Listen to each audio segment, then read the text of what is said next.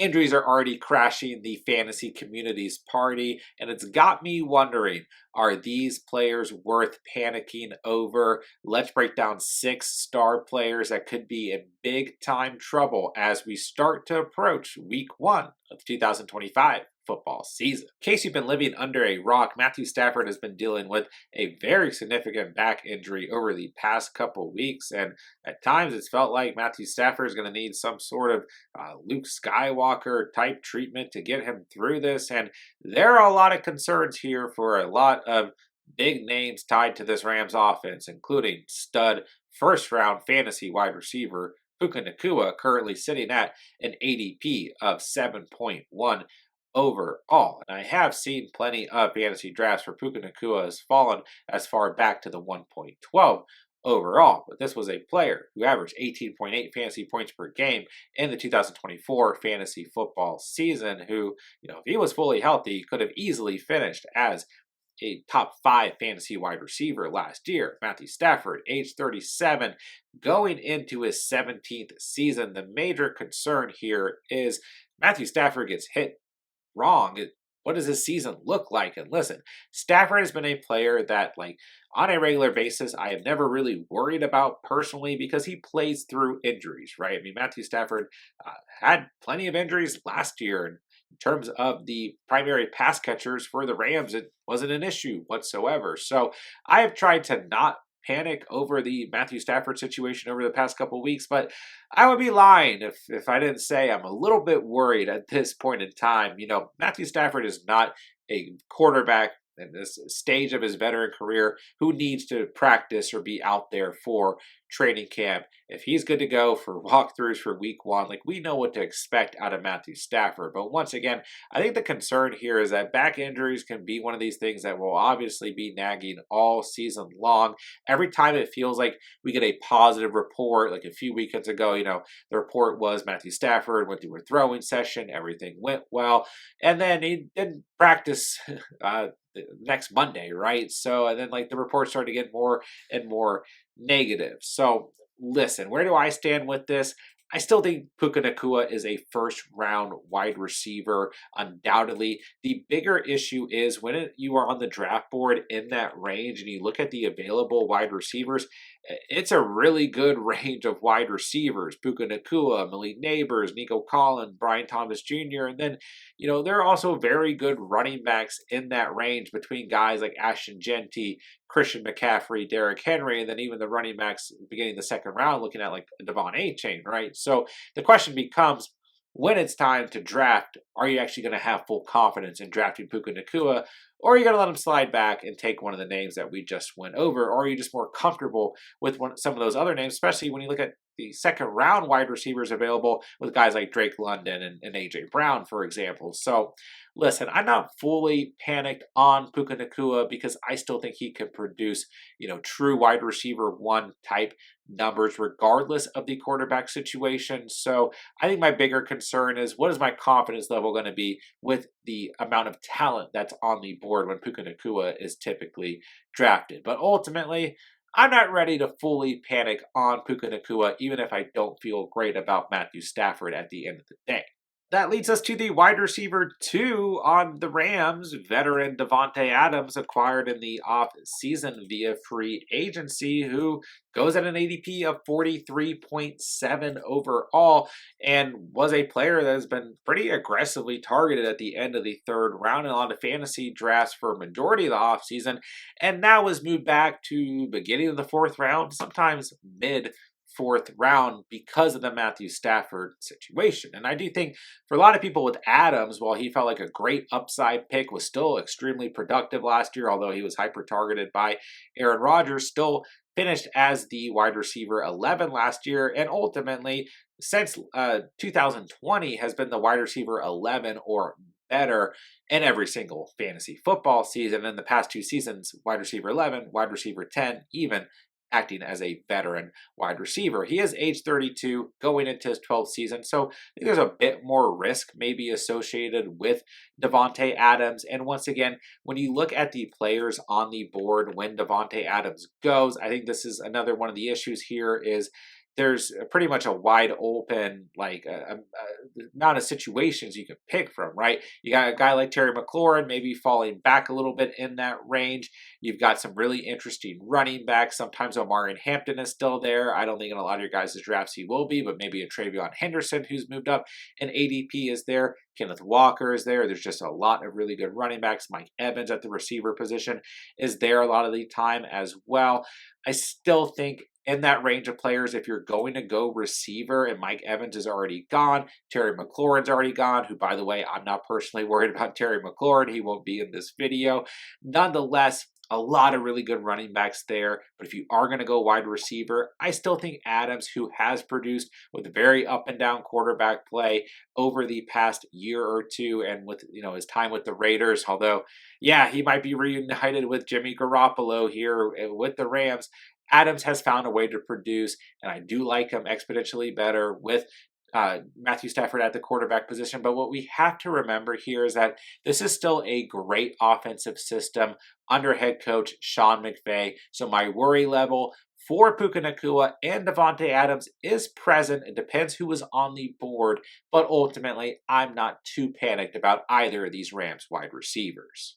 Going back to earlier round wide receivers, I am a little panicked about my guy Malik Nabers of the New York Giants. And if you guys have been following the channel throughout the course of the offseason, you would know that I have been pretty dang high on Malik Nabers throughout the course of the entirety the offseason up until the past 2 weeks or so. He's got an ADP of 10.8 on the sleeper app. We've got that nagging toe injury that he has dealt with since college, and the rumors have been that Nabers is going to need surgery for that toe injury at some point, whether it's next offseason, whether it's in the next 2 weeks, whether it's mid-season. I think it's likely to be a situation that can wait until the following offseason and not impact him this year, but at the end of the day, it will nag him throughout the course of the season. And then we had a shoulder injury pop up for Malik Nabers in training camp. Wasn't deemed serious, but it is still listed on the injury report. And then out of nowhere, we had an undisclosed injury pop up in the past week for Malik Nabers, separate from those two injuries. So I would be 100% lying if I said I wasn't worried about Malik Nabers. And maybe my high exposure on Underdog has something to do with that. Or maybe just the fact that this was my first round guy. If he's on the board, I'm taking him every single time. I don't know if I'm necessarily in that boat anymore. There's so much talent in the end of the first round. I mean, Puka Nacua is still there a lot of the times. Every now and then, a CeeDee Lamb or Justin Jefferson falls back a bit in drafts. Amon-Ra St. Brown, Nico Collins, Brian Thomas Jr., especially at the wide receiver position in that range of players, not to even mention the running backs available. It's just, obviously, we're at the end of the first round, going in the second round a lot of times, there's so much value, like we talked about with Puka Nacua. And I think when it comes to draft day, even with Nabers averaging 18.2 fantasy points per game last year and getting upgrades at the quarterback position in the offseason, I think it's going to be really tough for me to pull the trigger on a player that I have loved all offseason long. Listen, dynasty, whatever, for, Malik Nabers' overall career, I'm not worried whatsoever. And I really try not to panic too much here because all this could resolve itself by week one or early in the season. But I think when we look at the number of injuries here and things that could potentially end up nagging Malik Nabers throughout the offseason or lead to a potential, re-aggravation of injury and then, some missed time throughout the season, I am worried about Malik Nabers. Panic level is slightly high.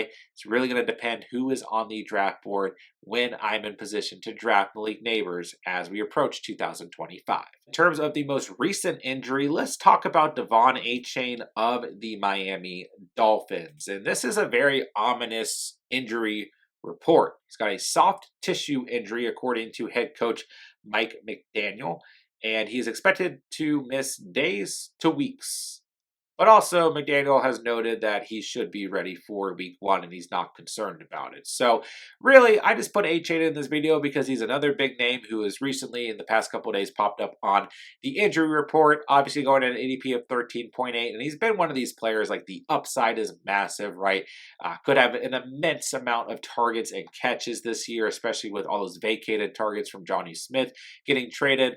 Waddle, injury prone. Who knows what's going on with Tyreek Hill? As long as Tua's healthy, Davante Achane could truthfully finish as the RB1 this year, was the RB5 last year in full PPR. And if you guys have followed the channel for any long amount of time, you guys know that I've been a long time Davante Achane truther. I love him going into the year. And once again, at the turn going in the second round, I think he's one of the players with the most amount of upside. And I'm going to trust the coach here. I do know that Davante Achane has some injury history, missed some time in his rookie season. And with between that and him being tied to Tua and Tua's potential injury, I think any injury would worry a fantasy, manager when it comes to Davante Achane. I think that's fair.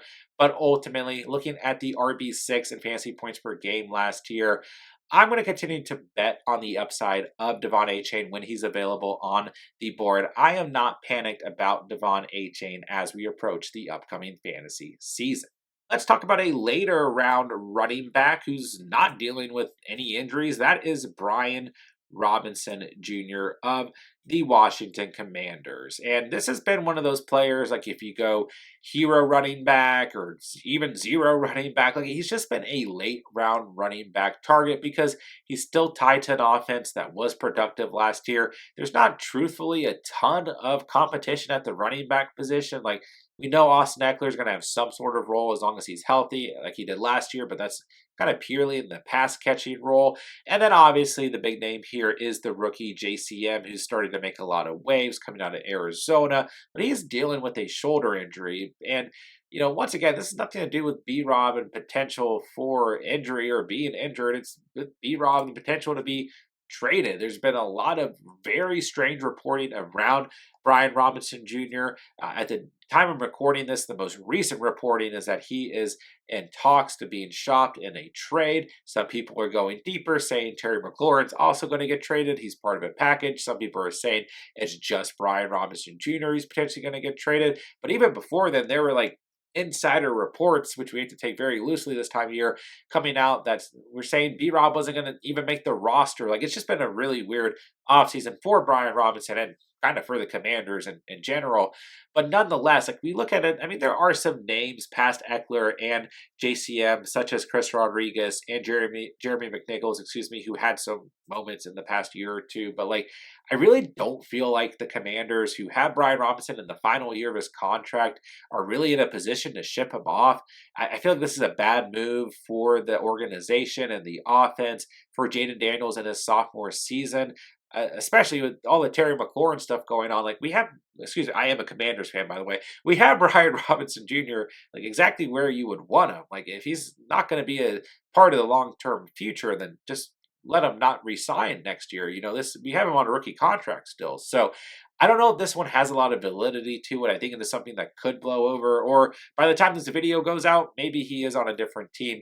And I think in terms of being panicked here, well, I wouldn't be fully panicked because he's still going at an ADP of 83.7 on the sleeper app. But if he does get traded, obviously there's going to be some sort of fantasy impact depending on what team he goes to. So depending on when you're drafting, if he hasn't been traded yet and you truly think he's going to be traded, well, then there is reason to keep an eye on what's going to potentially happen here. But ultimately, while I think things are very murky and strange for Brian Robinson and the Commanders right now, I am not panicked on Brian Robinson because I think he could easily fit into a similar type of role that he's already looking at with a different team.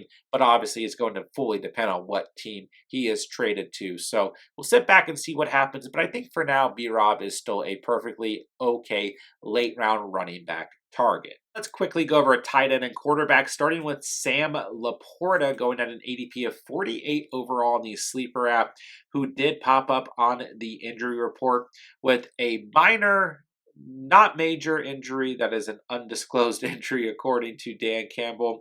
Dan Campbell also said he will miss a little bit of time, but it's not a major injury and it's an undisclosed injury. Like, this is the exact type of injury report I don't want to see. Like we have every single type of word that negates the other word, right? And I mean, hey, LaPorta is a high draft capital tight end when it comes to your fantasy drafts. You look at things overall, you got Bowers, McBride, Kittle off of the board, then generally speaking, Sam LaPorta is the next tight end off of the board. Depending on your draft, your league, he might fall back a little bit further, but generally speaking, you're not going to see TJ Hawkinson or Kelsey or Andrews drafted in front of him. So, you look at Sam Laporta last year, right? He was a tight end 8 overall in PPR after the tight end 1 finish in his rookie season. He is still in line for a lot of volume this year, even with the departure of Ben Johnson at the offensive coordinator and all of that. Like, Laporta is still in line for a very good season. And once again, is a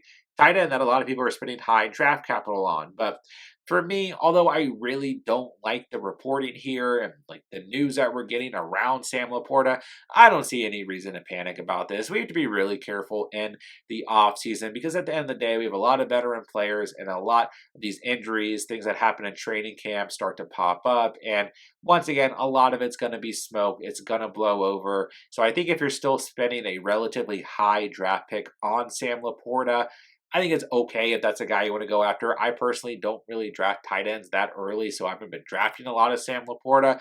But if you're still looking at the board, Bowers, McBride, Kittle are all gone, and you were still in the realm of drafting a Laporta or maybe a Hawkinson, you're in that kind of range for your tight end one.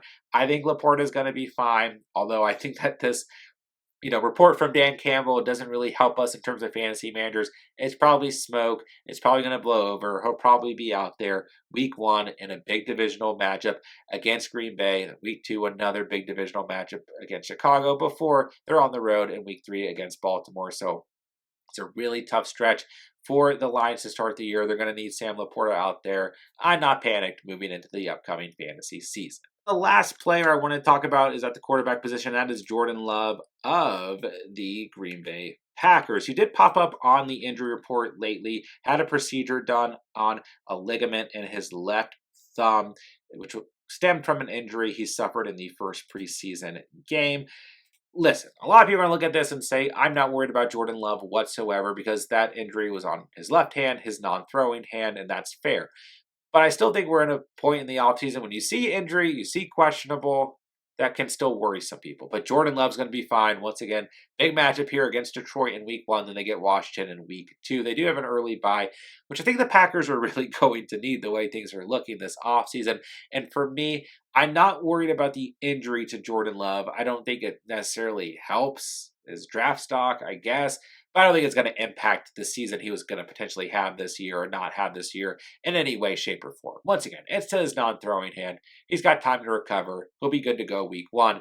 But what I want to mention here is that we have just about every other Packers player not named Matthew Golden or Josh Jacobs on the injury report.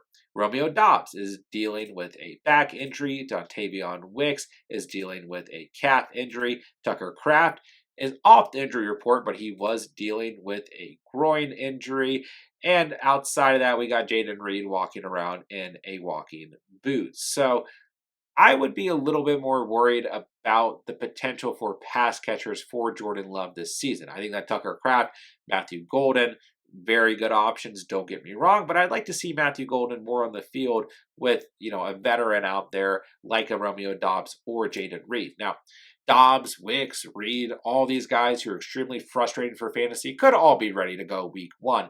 But I don't think it necessarily helps the argument that last year, all the Packers receivers, including the ghost of Christian Watson, who we didn't mention here, were very up and down, inconsistent, and not on the field 100% of the season, which, that tied to the injury to Jordan Love early in the season last year really impacted Jordan Love as a fantasy quarterback, and it really led to an immense amount of volume in the running game for Josh Jacobs. And I think the way this season is trending for the Packers, we could see similar numbers to Jordan Love that we got last year. He still played through 15 games, but in terms of the offense, I could still 110% see this being a run-first offense at the end of the day.